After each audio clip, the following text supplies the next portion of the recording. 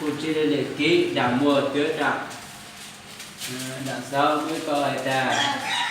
Câu không được làm chứng dối hại người yêu của mình. Đó lời. Nói đi con phải kéo.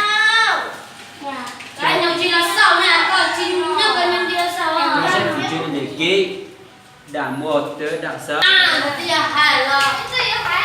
Cho phụ trì lệ ký đã mua tứa đạo nào mới câu hỏi ta. Anh em đừng bớt điều gì mà tôi truyền cho anh em như vậy, giữ các điều răn của Đức Giê-hô-va Đức Chúa Trời.